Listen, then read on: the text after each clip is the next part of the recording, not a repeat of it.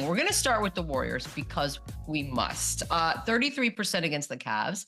That is their worst field goal percentage at home under Steve Kerr. They also went 9 of 38 from three. So all that stuff we used to say about the Warriors in three, stop saying it. Worst shooting team in December. And that has led them going 4-9 in the month, Lou. I'll start with you. What is up with this Warriors offense? For me, I think it's just personnel. I just don't think they have the guys to be who they're used to being offensively. You know, we're used to the Golden State Warriors being this offensive juggernaut with so many different weapons to go to, so many guys that love to shoot threes that fit their style of play. And I don't think that they just have the guys to do it. You know, early on in the season, Steve Kerr said this was the deepest team that he's ever had. I was the only person that pushed back on that. I didn't agree. You know, I thought he had a lot of talented guys that were there to do the dirty work. They were going to be energy guys. They were going to take up the slack there. Offensively, I didn't think that he had enough to be the team that they're used to being, especially with the system that he likes to play. You know, it's no secret they're a three-point shooting basketball team. That's what's won them championships, and that's the pedigree that they live and die by. So with that, I just don't feel like they have the guys in that system to play the style of basketball that's made them successful over the years. Yeah, and look, this is one of the teams that kind of started this whole three-point barrage, right? This kind of started the whole three-point system with Steph and Clay, and now you bring in certain personnel, and it is not the same. It's not the same shooting, and it looks bad when they lose because they're still hoisting these threes. They're still taking early shot clock threes, but now it's just kind of a different personnel. And when like I said, when you don't make the shots, it's glaring. You have an 11-point second quarter last night, and crazy to think this is the team that started off 12-3. And they are a deep team. They do have the principles. They do have the defensive systems down. They have they have the infrastructure to be a good team. But when you're taking so many early and often threes, and you're kind of the catalyst of changing the game, and you still want to play that system with the different personnel, there's going to be some nights where it's going to be bad. And Buddy Hield started off the season fantastic, averaging damn near 20 points, and now he's kind of tinkered off. Dennis Schroeder kind of is the new addition who was one of the biggest trade assets on the block in Brooklyn. Now he's got there for 6-7 games. He's been pretty bad since he's been on Warriors. So I think they're trying to figure it out. They're trying to plug and play different guys, but this is going to happen when you're a team that shoots so many early and often threes. Most of the time they make some of them. So it looked like even Steph, like he makes a lot of these shots. So it doesn't look as bad, but then when you have droughts like this, where you're shooting 33% from three, you get exposed a little bit, especially then when they're giving up a lot of points on the other end. It's a recipe for disaster. All right. So then the follow-up question is obviously, do they, sounds like they don't have enough. So then what's the trade that needs to happen here, Chandler? I don't know if there's a trade right now, right? Like, yeah, I mean, I think Kuminga, I think it's known that he's their guy, right? He's kind of the guy in play. And we talk about maximizing Steph Curry. I don't know what the move is. Is it getting off Andrew Wiggins somehow and bringing something in? But what can you get for him? Because like a Zach LaVine, a Jimmy Butler, do they even really move the needle and make them a contender right now this year? I think they make them better. And I think there is some pieces that they can move that are attractive to other teams to kind of get a guy in there and kind of make use of this year. But this is kind of who we thought they were, right? The Lakers, the Clippers are kind of a middle of the pack team that are dangerous. They're explosive. And anytime you have a Steph Curry on your team, you have a fighting chance to win in every game. But scouting reports are different. Everyone, especially with this roster, everything is tailored to stop Steph Curry. So he's even forced to take crazier shots. He's still moving without the ball so much, but other guys are having to step up. They're in different roles that they're not used to. They play through Kuminga half the time he's in the game. Like, that's different for him. There's going to be some adjustment periods for him where he's going to have some struggles, but I don't know. I don't know what's the move that can put them over the edge right now, because I don't really see anything out there that's going to make them a contender right away. That does not sound good. Lou, do you have any thoughts on that? Is there something that you would add, subtract?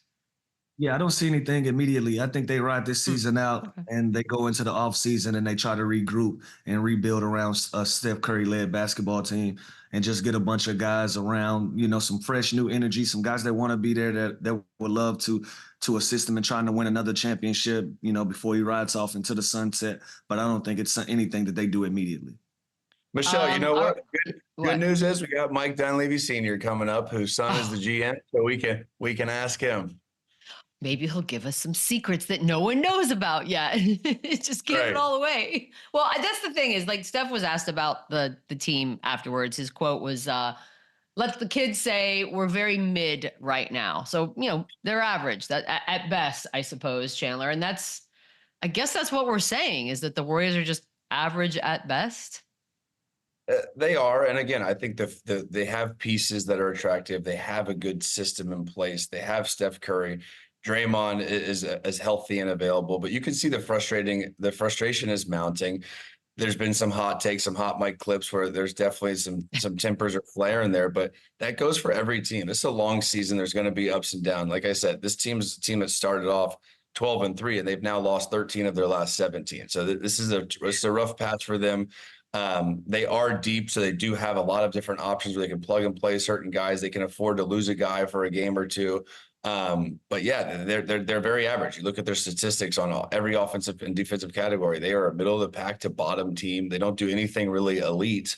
But again, when you have Steph Curry and you have this championship DNA and you have Steve Kerr and you have that depth where you can go 9, 10, 11 deep, they're going to win a lot of games. They're not a championship team this year.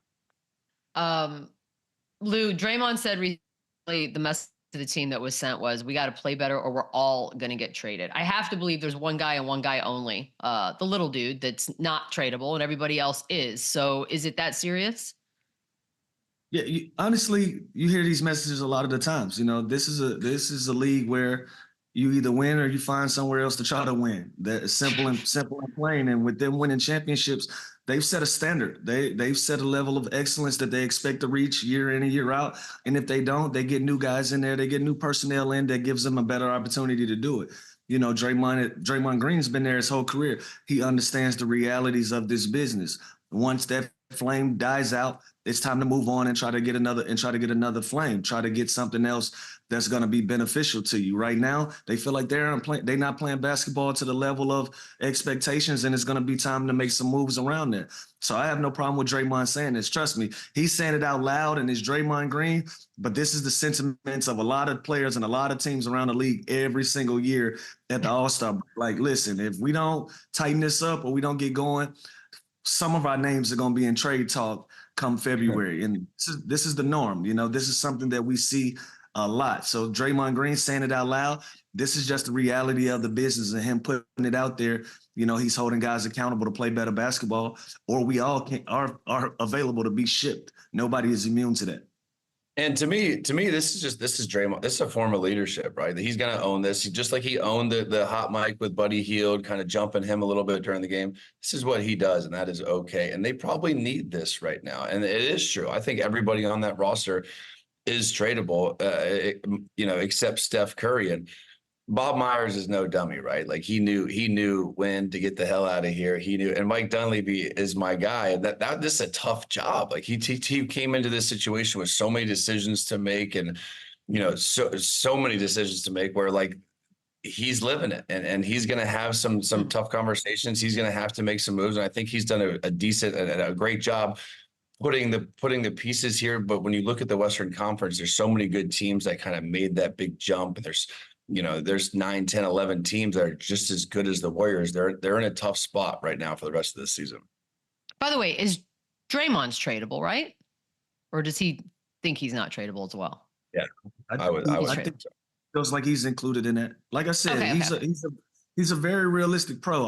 I love that. That's what I've loved about Draymond Green ever since he became this dynamic personality. Once they start winning championships, he's always been realistic with expectations and what's expected of them as a team.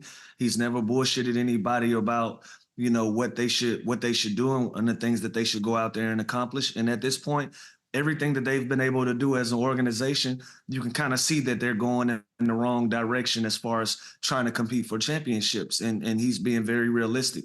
He even knew that there could be an opportunity for him to be traded last year, or in a slightly some talk a year before that, So this is just him being realistic, being honest with guys, and being the leader that he's always been for this team.